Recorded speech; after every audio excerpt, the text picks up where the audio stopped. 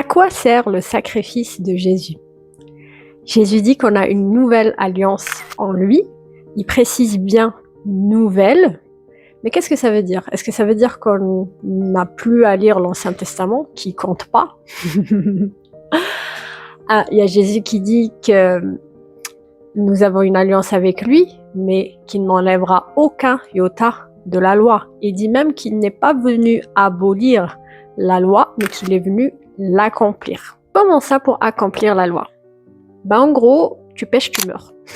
Je paraphrase, hein, mais tu pêches, tu meurs. La loi sert à quoi? La loi sert à ce qu'on soit discipliné, qu'on soit pas dans l'anarchie, qui est le respect des lois.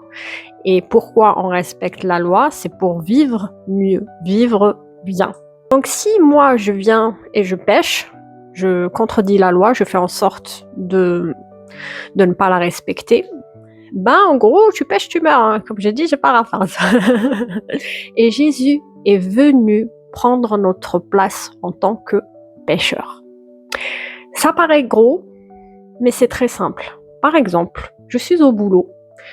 Je me rends compte que j'ai pas de feutre chez moi ou j'ai pas de stylo chez moi. Et donc, je vais piquer un stylo du boulot. C'est pas moi qui ai créé le boulot. Ça m'appartient pas. C'est au boulot. Et donc, je suis pécheresse, juste parce que j'ai volé ce stylo. Pourquoi je dis que je suis pécheresse? Parce que dans la loi, il est dit que quand je vole, on doit me couper les mains. Haha, œil pour œil, dent pour dent. Ça, c'est l'ancienne alliance, ça, c'est la loi, n'est-ce pas? Et pourquoi il faudrait qu'on me coupe les mains? C'est pour m'inciter à ne plus voler. Comme ça, j'aurais tellement peur que je ne volerai pas et que du coup, les gens autour de moi et moi-même vivront mieux. La loi est là pour cadrée. Elle est juste. Mais c'est horrible. Moi, si je vais prendre un stylo du boulot, c'est parce que peut-être j'ai pas d'argent, peut-être, je sais pas moi, n'est-ce pas? Et Jésus est venu prendre notre place à la croix, à la place de nous-mêmes qui devions mourir ou qui devions ne plus avoir de main. Il a eu pitié de nous, car Dieu a tant aimé le monde qu'il a donné son Fils unique, afin que ceux qui croient en lui ne périssent pas, mais qu'ils aient la vie éternelle. Deuxièmement, pourquoi Jésus s'est sacrifié pour nous? C'est parce que par ses meurtrissures, nous sommes guéris. Tu trouveras ça dans la Bible. Pourquoi par ses meurtrissures, nous sommes guéris? Je t'explique. Jésus aurait pu mourir d'une manière plus rapide et plus simple, moins lourde. Je sais que c'est pas facile de mourir, mais ça aurait pu être beaucoup plus rapide. Et au lieu de ça, ça a pris des heures et des heures et il a été torturé. Chaque membre de son corps a été torturé. Il était vraiment ensanglanté. Il aurait pu juste mourir simplement. Je te donne un exemple, même si j'aime pas parler comme ça. Un coup de couteau dans le ventre. Il aurait pu être égorgé, il aurait pu peut-être le lapider, même si affreux, mais ça aurait pu être rapide.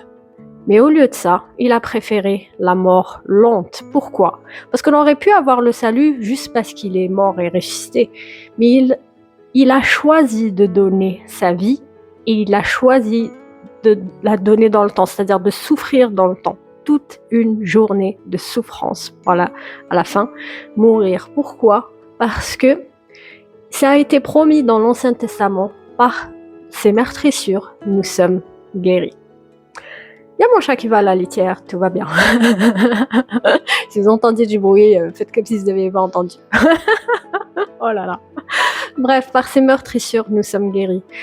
Tout le sang qu'il y a eu sur son corps, c'était pour que toi, tu sois guéri. Donc à chaque fois que tu vas prendre le pain de la Sainte Seine, le pain et le vin, c'est le pain. Quand tu vas voir le pain, tu diras, ceci est en mémoire de toi, Jésus.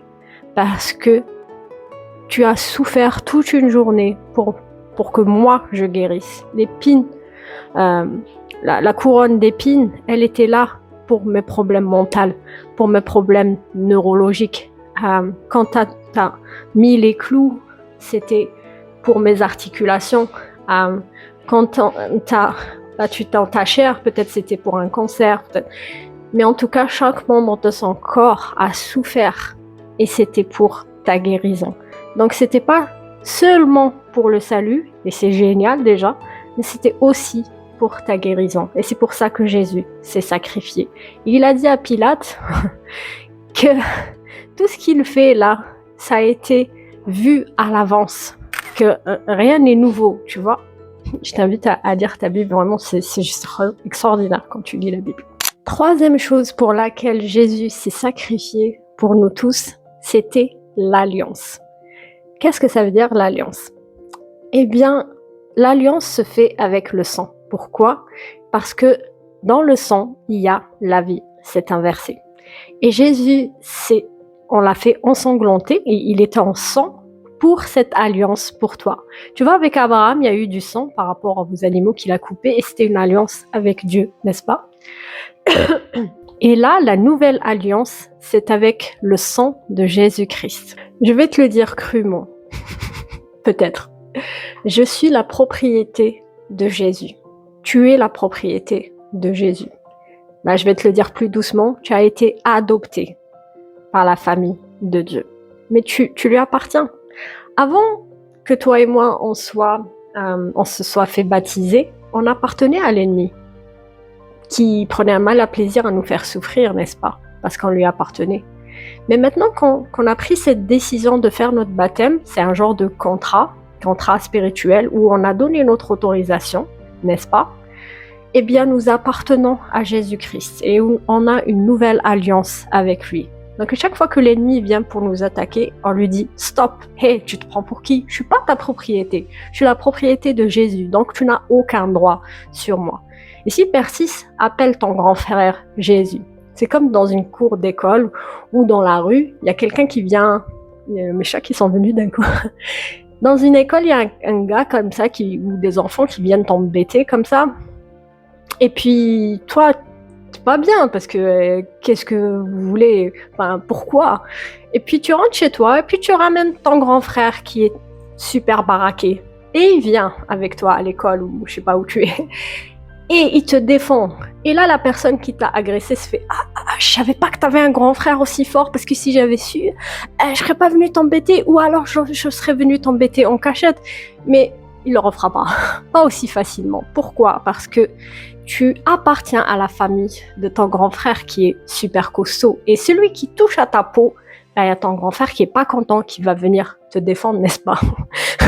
C'est paraphrasé, c'est juste un exemple pour te dire que tu n'appartiens plus à l'ennemi. Tu n'es plus esclave de l'ennemi. Tu appartiens à Jésus. Parce que tu as fait ce choix-là de signer un contrat spirituel en te faisant baptiser. Tu as été adopté par la famille de Dieu et Jésus est ton grand frère. Moi, j'aime dire aussi que on n'appartient plus à l'ennemi, on appartient à Jésus parce qu'on est sa propriété. Il nous a achetés au prix de son sang, n'est-ce pas? Donc, tu fais partie de sa grande famille qui est l'Église, qui est son corps. Donc, l'ennemi n'a plus de droit sur toi. C'est ce qu'on appelle cette alliance-là qui est, waouh, magnifique. J'espère que tu as compris un peu. Si tu as des questions, n'hésite pas à les poser en commentaire. Et n'hésitez pas à donner vos points de vue aussi en commentaire. On peut tous s'auto-édifier. Bien sûr, donner des exemples bibliques parce que je veux pas que ça sorte du cadre de la Bible. Je vous bénis et je vous dis à la prochaine vidéo. Ciao!